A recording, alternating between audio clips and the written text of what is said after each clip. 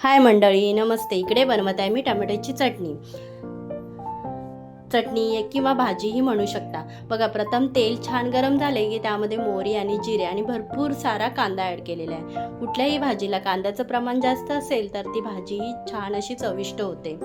आता त्यामध्ये कढीपत्ता, आता मी मीठ ॲड करते, त्यामुळे कांदाही पटकन लालसर होतो. बघा, मस्त असा कांदा लालसर झाला की त्यामध्ये स्वच्छ धुवून घेतलेले टमाटर ॲड करणार आहे. बघा, मीडियम साईज बारीक केले होते ते आता ॲड करते. टमाटर छान असे मिक्स करून घेऊया.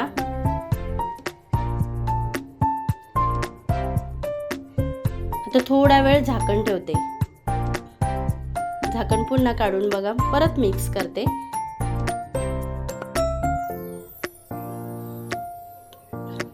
आता त्यामध्ये लाल तिखट,